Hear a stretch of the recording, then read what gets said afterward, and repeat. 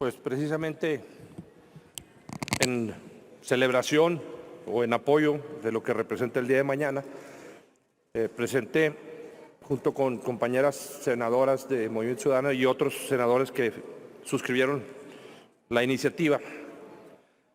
El 25 de noviembre de cada año, como todos sabemos, se conmemora el Día Internacional de la Eliminación contra la Violencia de las Mujeres. Fecha representativa que se constituye como un recordatorio del amplio camino por recorrer y la intensa labor que debemos realizar en aras de alcanzar el pleno respeto a los derechos humanos de todas las mujeres. Referimos a la violencia contra las mujeres.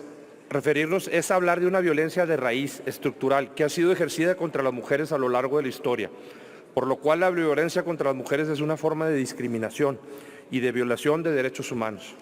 Vemos entonces que la violencia contra la mujer adopta muchas formas, entre ellas la violencia sexual, siendo esta expresión una de las mayormente sufridas por las mujeres en diversas partes del mundo y en distintos ámbitos del índole familiar, laboral y social.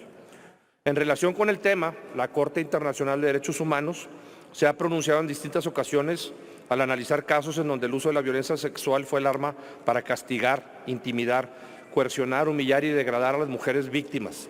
En ese sentido, el Estado mexicano ha sido sentenciado en 4 ocasiones respecto a casos que versan sobre la violencia cometida contra niñas y mujeres.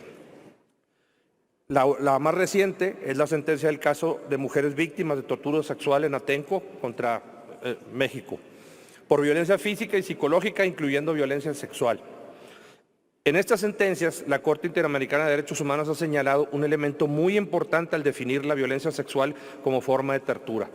Lo anterior al considerar que la violencia sexual es una práctica represiva para ejercer el poder y control sobre las mujeres, destacando que estas sean prácticas provoquen un grave sufrimiento a las víctimas, siendo humilladas, castigadas y sentado precedentes a nivel internacional para establecer el término tortura sexual. En México, la violencia sexual se considera como un delito en donde se trastoca la dignidad, libertad e integridad sexual de las personas. Lo anterior significa que cuando se vulnera este derecho, se coarta inexorablemente el derecho de la víctima a elegir, rechazar, aceptar o autodeterminar su comportamiento sexual y se le niega la posibilidad de disponer de su cuerpo y sexualidad libremente.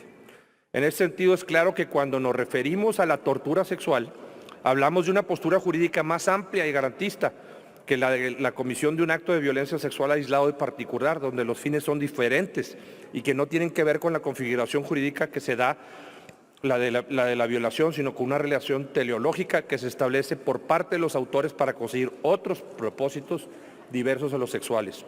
Vemos entonces que la violación sexual, al igual que la tortura, son actos de poder, violencia y discriminación por motivos de género y persiguen, entre otros fines, los de intimidar, degradar, humillar, castigar o controlar a la persona que la sufre.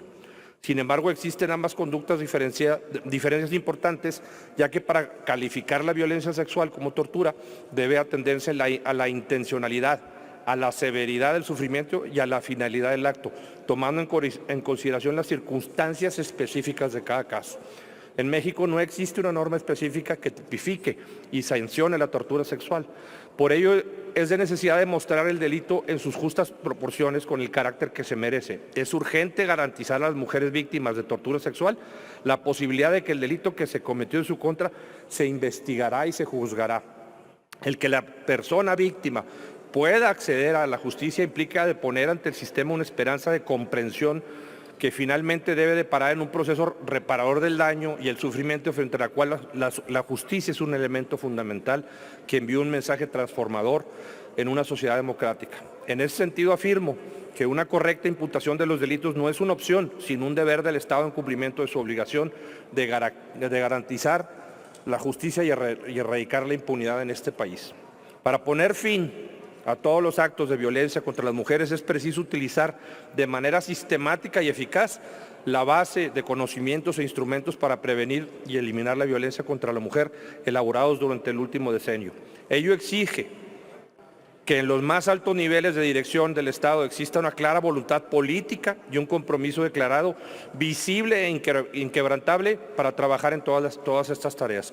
Por lo anterior es que sometí a la consideración del Senado una iniciativa que propone la reforma a la fracción primera y la adición de una fracción cuarta, ambas en el artículo 24, y que reforma la fracción quinta del artículo 27 de la Ley General para prevenir, investigar y sancionar la tortura y otros tratos o penas crueles, inhumanos o degradantes, para tipificar el delito de tortura sexual. Es cuanto, Presidenta. Muchas gracias.